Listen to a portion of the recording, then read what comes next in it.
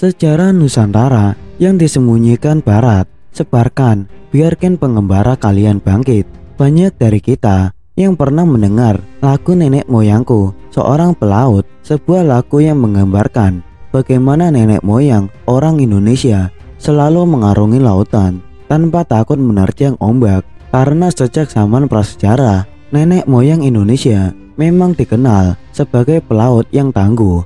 Tidak mengherankan jika orang Indonesia telah berlayar hingga ke Samudra Hindia. Bahkan dalam penelitian yang dimuat dalam jurnal Proceedings of the Royal Society pada 21 Maret 2012 menyatakan bahwa orang Indonesia adalah nenek moyang penduduk Madagaskar. Ilmuwan asal Massey University di Selandia Baru, Murray Chow, melakukan analisis DNA orang Indonesia dan Madagaskar disebut Malagasy. Dalam penelitiannya, Chow mengambil sampel DNA dari 2.745 orang Indonesia yang berasal dari 12 kepulauan serta 266 etnis Malagasy, terdiri dari Mikea, Bisu, dan Andriana Merina. Penelitian memfokuskan pada DNA mitokondria yang diturunkan lewat ibu, jenis DNA yang terdapat di organel sel yang berfungsi menghasilkan energi. Selain ke Madagaskar,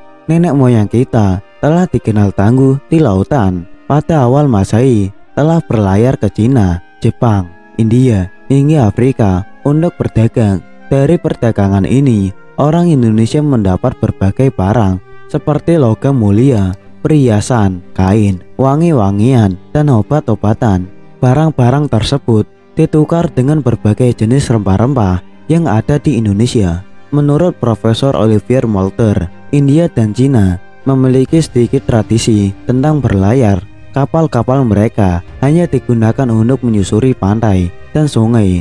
Bahwa dalam hal hubungan perdagangan melalui laut antara Indonesia-Cina, juga antara Cina-India Selatan serta Persia pada abad 5-7 terdapat indikasi bahwa bangsa Cina hanya mengenal pengiriman barang oleh bangsa Indonesia.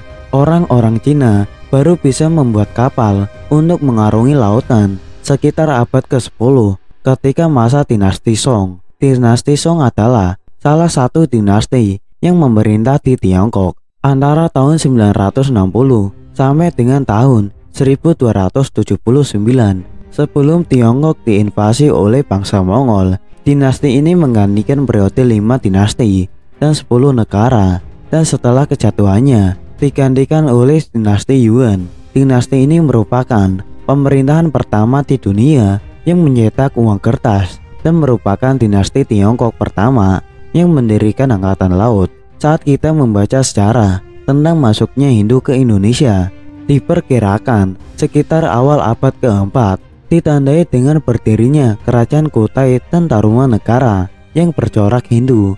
Teori tentang masuknya agama Hindu ke Indonesia terdapat beberapa teori, diantaranya teori Brahmana, Ksatria, Waisya, Sudra, dan juga arus balik. Jika kita melihat kebudayaan India, kita akan mengetahui bahwa di India para masyarakatnya bukanlah orang-orang yang terbiasa dengan lautan.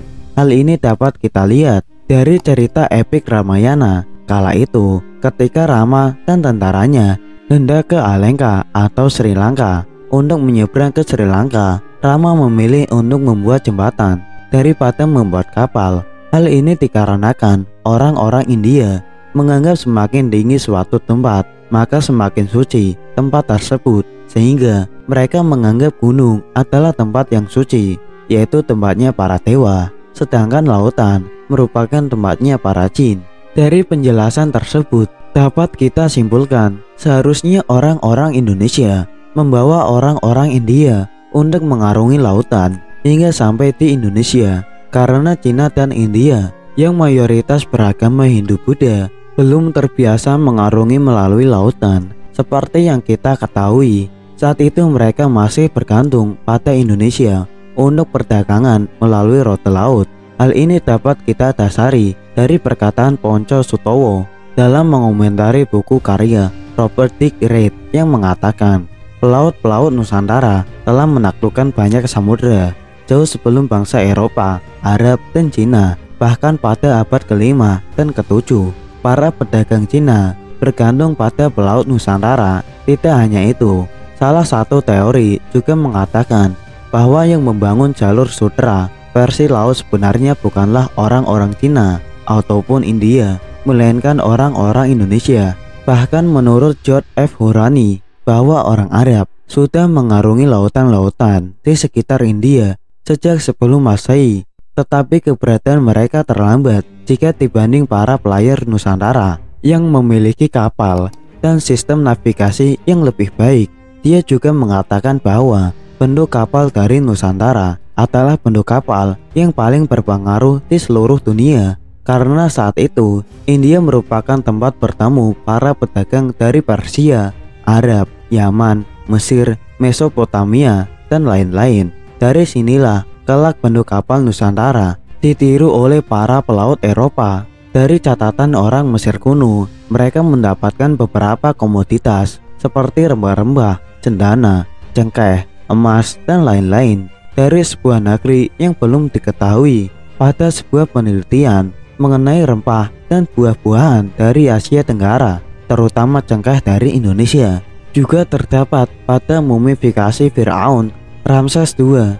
Temuan ini berdasarkan laporan arkeologi Georgia Buselati dan Marlin Kelly Buselati dari UCLA, Houston Institute of Archaeology. Seperti yang kita ketahui, cengkeh saat itu hanya ada di Indonesia, yaitu Maluku. Walaupun kini telah tersebar di mana-mana, namun Maluku merupakan tempat pertama komoditi cengkeh pada masa itu. Jika pada zaman kuno cengkeh telah sampai ke sana, maka terdapat dua kemungkinan, yaitu orang-orang Mesopotamia yang membawa dari Indonesia atau orang-orang Indonesia yang membawanya ke Mesopotamia. Jika kita melihat kebudayaan Mesopotamia yang terbiasa di daratan, maka besar kemungkinan orang-orang Indonesia membawa komoditas tersebut ke sana. Jika kalian adalah umat Nasrani, maka kalian pernah mendengar kisah tentang Raja Salomo dalam kitab 1 Raja-Raja. Dalam kisah tersebut, Raja Salomo atau Sulaiman mendapatkan emas, kayu cendana, bulu burung merak, rempah-rempah, dan lain-lain. Komoditas-komoditas tersebut lebih mudah ditemukan jika berada di Indonesia.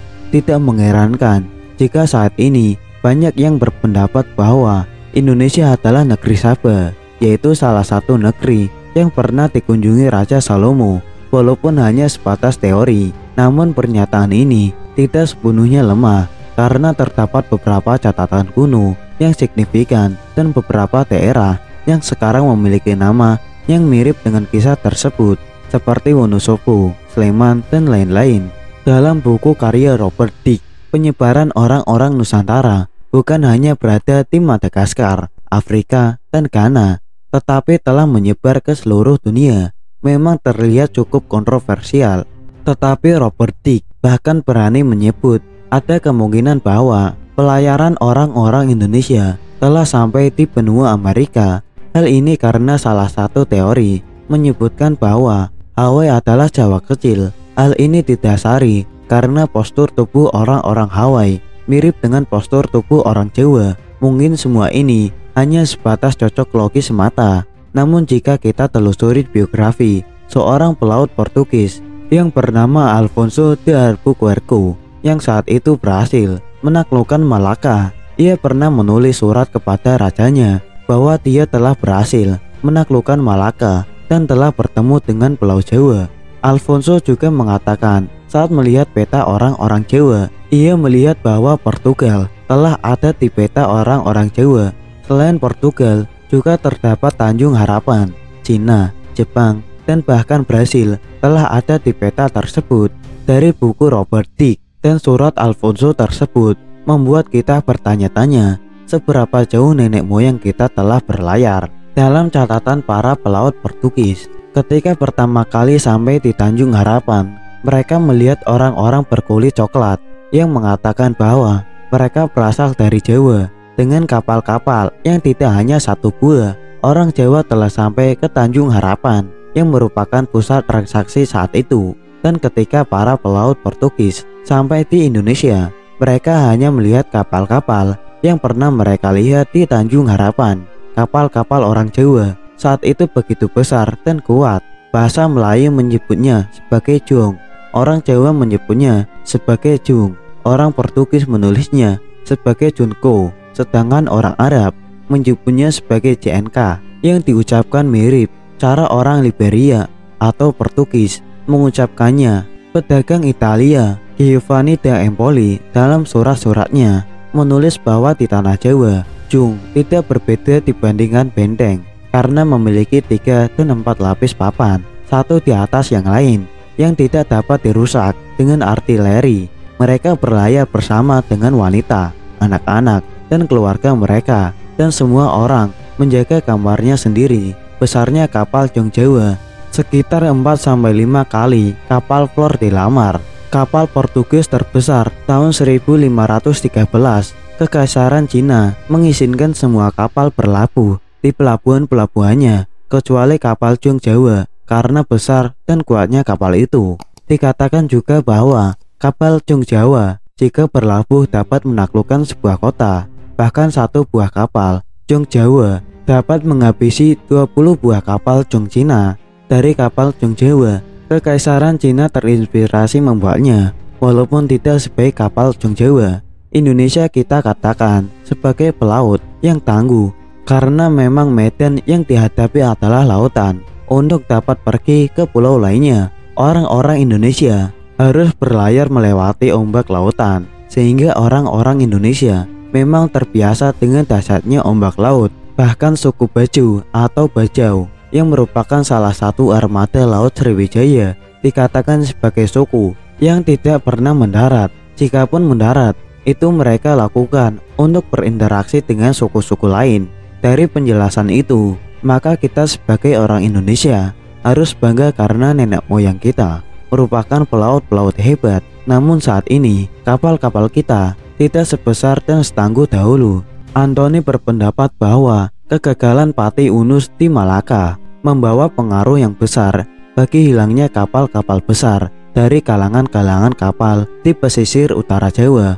Bergesernya kekuasaan Mataram ke pedalaman adalah salah satu yang membuat kalangan-kalangan kapal yang tersebar di pesisir ditinggalkan. Salah satu pukulan terbesar adalah saat penguasa Mataram menghancurkan sendiri kota-kota pesisir yang menyimpan peninggalan-peninggalan kalangan. Selain itu, Perintah Amangkurat I pada 1655 dicatat Rendra F. Kurniawan sebagai kebijakan represif Mataram yang paling memukul kota-kota pesisir. Perintah dia untuk menutup pelabuhan dan menghancurkan kapal-kapal agar tidak memicu pemberontakan, membuat punahnya lapisan ahli-ahli pembuat kapal yang sejak masa Demak sendiri sudah tinggal sisa-sisa. Kondisi itu semakin terpuruk ketika VOC mulai menguasai pelabuhan-pelabuhan pesisir di pertengahan abad 18.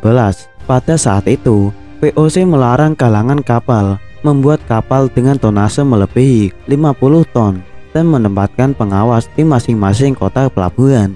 Suku-suku Makassar yang juga sebagai pelaut handal pernah menjalin hubungan baik dengan suku aborigin. Suku Makassar datang ke Australia dengan maksud damai, bertolak belakang dengan interaksi destruktif antara orang-orang aborigin dengan orang-orang kulit putih. Setelahnya, orang-orang suku Makassar datang untuk membeli teripang dari suku aborigin dengan cara barter untuk dijual ke Cina. Teripang yang ternyata dihargai tinggi di Cina sebagai makanan dan obat-obatan membuat pedagang-pedagang Makassar berperan sebagai pedagang perantara, mulai rutin berlayar ke pantai-pantai pesisir utara Australia untuk mengumpulkannya